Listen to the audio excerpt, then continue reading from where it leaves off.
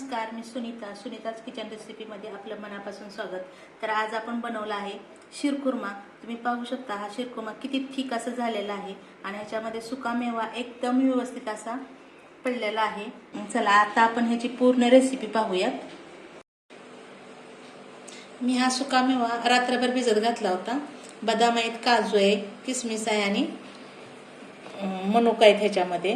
आणि हे बघा आपण हे सहज निकाललं जातं, हे ह्याचं काप करून घेणार आहोत आपण। तुम्ही खजूर पण घालू शकता ह्याच्यात। आणि ह्याचा आता आपण बारीक बारीक तुकडे करून घेणार आहोत। आपण दूध ओतूया ह्याच्यामध्ये। 1 लिटर दूध आहे।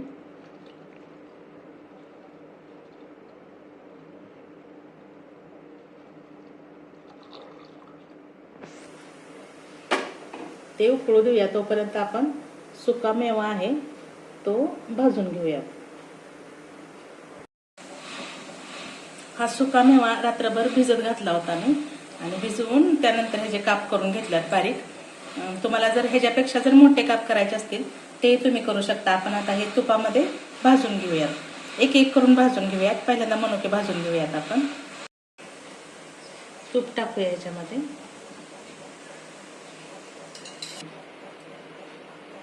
आपण ह्याच्यामध्ये मनुके आधी भाजून घेऊयात व्यवस्थित।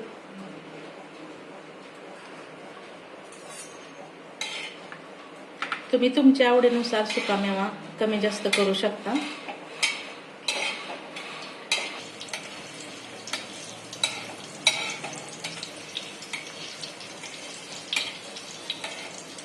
हे बाजूला काढून घेऊया, तिथंच सारूया नुसतं। त्याच्यामध्ये खारकाचे काप करून घेतलेत ना, ते भाजून घेऊया।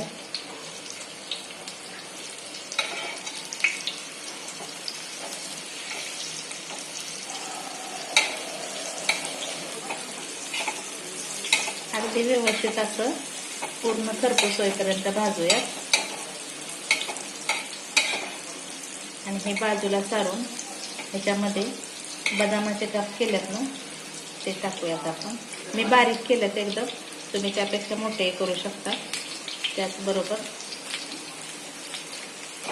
हे भाजून घेऊया आणि हे बाजूला काढून नंतर ह्याच्यामध्ये काजूचे काप घालूया।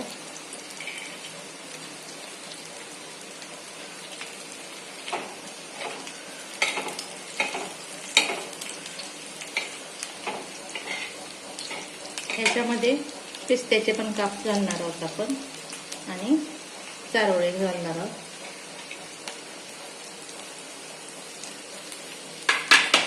व्यवस्थित पूर्णपणे भाजून घेऊया।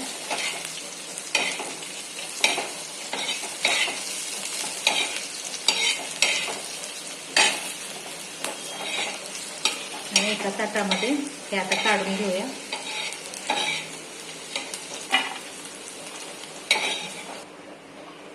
याच्यामध्ये तूप थोडं शिल्लक आहे, त्याच्यामध्येच मी 1 वाटी शेवया घेतल्यात, ते नुसत्या भाजून घेणार आहोत। तुम्ही मोठ्या शेवया घालू शकता। ही भाजक्या शेवया आहेत, थोड्याशा खरपूस होईपर्यंत भाजणार। ह्याच्यात अजून मी तूप घालणार आहे थोडंसं।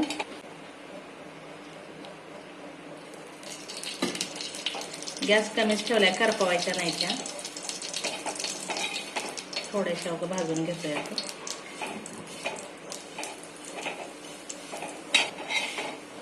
हे बघा आपण भाजून घेतलंय। ह्या जर सुका मेवा आहे ना, त्याच्यामध्येच आपण त्याही काढून घेणार आहोत।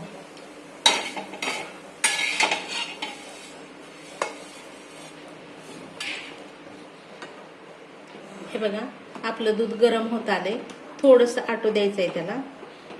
अगदी पहिलं गरम केलेलं नव्हतं, साईसहित दूध आहे। थोडंसं आटू दिलं का नाही, शिरखुर्मा आपला एकदम घट्ट होतो। ह्याला थोड्या वेळ अजून आपण आटवणार आहोत दूध, व्यवस्थित उकळी मारेपर्यंत। उकळी तर मारली आहे, पण अजून थोडं आटू देणार आहे।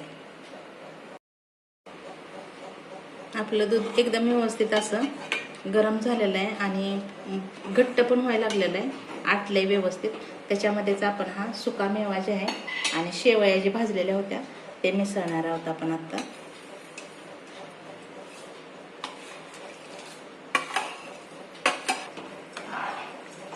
हे बघा आता ह्याच्यात आपण अजून साखर ऍड केलेली नाही, पण एक 5 मिनिटांनी आपण ह्याच्यामध्ये साखर ऍड करणार आहोत. यामध्ये आपण साखर ऍड करणार आहोत. तुम्ही तुमच्या चवीनुसार साखर घ्या आणि 1 चमचा, छोटा चमचा वेलची पूड घालणार आहोत त्याच्यात आणि हे व्यवस्थित ढवळून घेऊन फक्त 5 मिनिटच ठेवणार आहोत. 5 मिनिटात आपला शिरखुर्मा तयार होतोय. हे बघा आपला शिरखुर्मा तयार आहे. तुम्ही पाहू शकता खूप सुंदर झालाय. आपण गॅस आता बंद करणार आहे. शेवया पूर्णपणे शिजलेल्या आहेत ह्याच्यामध्ये. गॅस बंद करणार आहे आता आपण. आणि खूप घट्ट झालाय असा. ह्याच्यामध्ये कुठलीही मिल्क पावडर वगैरे न टाकता सुद्धा फक्त दूध आटवलंय. आपण आता हे गॅस बंद करूया. थोडा वेळ आपण ह्याला झाकून ठेवणार आहोत.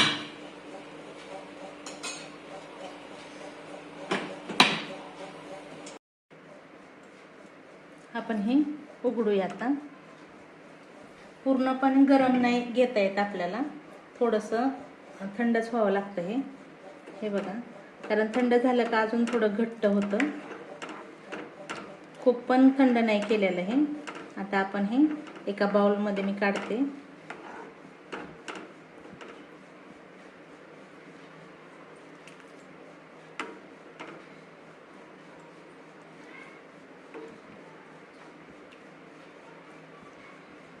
हे बघा आपला शिरखुर्मा तयार आहे. तुम्ही पाहू शकता खूप असा घट्ट असा झालेला आहे. जर तुम्हाला हा व्हिडिओ आवडला तर लाईक करा, शेअर करा आणि कमेंट्स करा. त्याचबरोबर जर तुम्ही नवीन असाल तर माझ्या चॅनलवरती तर सबस्क्राईब करायला विसरू नका.